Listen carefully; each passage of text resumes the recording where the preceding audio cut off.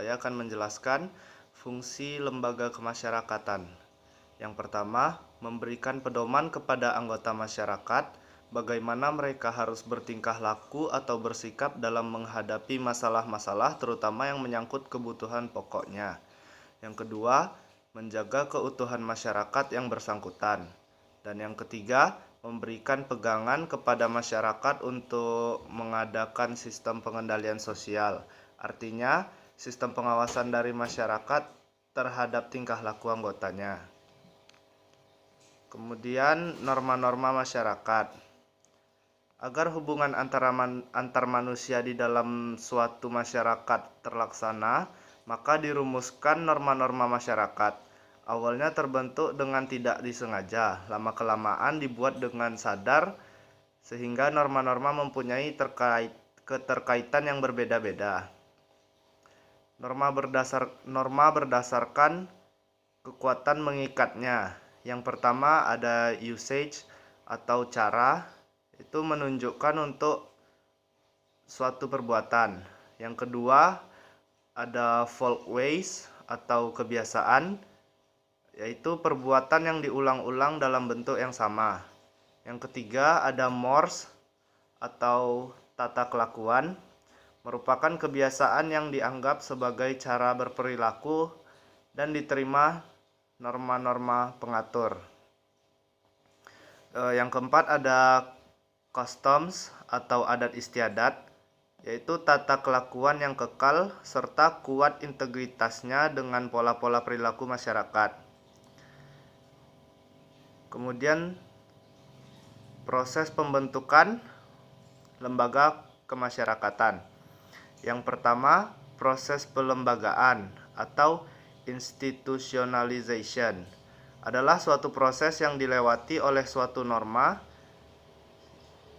yang baru untuk menjadi bagian dari salah satu lembaga kemasyarakatan. Yang dimaksudkan itu ialah oleh masyarakat, dikenal, diakui, dihargai, dan ditaati. Yang kedua ada internalized, adalah proses norma tidak hanya berhenti sampai pelembagaan saja, akan tetapi mendarah daging dalam jiwa anggota masyarakat. Sekian dari saya, terima kasih. Baiklah, kita masuk ke materi selanjutnya, yaitu kontrol. Agar suatu anggota masyarakat itu dapat memenuhi atau mematuhi peraturan-peraturan yang telah ditetapkan atau diberlakukan, maka diciptakanlah pengendalian sosial. Pengendalian sosial ini terbagi menjadi dua, yaitu ada preventif dan represi. Represi ini disebut juga dengan pemulihan. Kontrol sosial itu dapat dilakukan dengan beberapa cara. Cara yang pertama itu ada persuasif. Nah, persuasif ini bertujuan mengajak atau membujuk seseorang untuk mengubah perilakunya, sehingga itu mereka melakukan atau bertindak sesuai dengan yang diharapkan. Selanjutnya itu ada koersesif. Koersesif ini kemampuan seseorang pemimpin untuk melakukan suatu pengendalian. Yang ketiga itu ada compulsion. Kalau compulsion ini memaksa seseorang untuk bersikap taat atau mengubah perilakunya sehingga secara tidak langsung kepatuhan itu ada di dalam diri mereka. Yang terakhir itu ada persuasion. Jadi persuasion ini penyampaian norma secara berulang-ulang dengan tujuan agar hal tersebut dapat secara tidak langsung itu masuk di alam bawah sadar seseorang. Selanjutnya alat pengendalian sosial. Yang pertama itu memberikan reward kepada masyarakat yang telah menaati peraturan-peraturan yang telah ditetapkan. Yang kedua itu menimbulkan rasa malu atau mengembangkan rasa malu. Yang ketiga itu menciptakan sistem hukum. Yang keempat itu mempertebal keyakinan masyarakat terhadap adanya norma-norma yang telah diberlakukan atau ditetapkan. Selanjutnya itu ada ciri-ciri umum lembaga kemasyarakatan. Ciri-cirinya yang pertama, pola pemikiran dan pola perilaku itu terwujud karena aktivitas-aktivitas kemasyarakatan. Yang kedua, memiliki satu atau beberapa tujuan tertentu. Yang ketiga itu memiliki ciri khas X, yaitu lambang-lambang. Yang keempat mempunyai tradisi tertulis dan tidak tertulis. Selanjutnya, tipe-tipe lembaga kemasyarakatan. Ada 5 tipe lembaga kemasyarakatan. Yang pertama berdasarkan sistem hubungan, yang kedua berdasarkan sistem nilai yang diterima masyarakat, yang ketiga berdasarkan penerimaan masyarakat, Yang keempat berdasarkan faktor penyebarannya, dan yang kelima berdasarkan fungsinya. Yang pertama berdasarkan sistem hubungan ada coercive institutions dan enacted institutions. Coercive institutions adalah lembaga-lembaga paling primer, merupakan lembaga-lembaga yang secara tak sengaja tumbuh dari adat istiadat masyarakat. Contohnya hak milik, perkawinan, dan agama.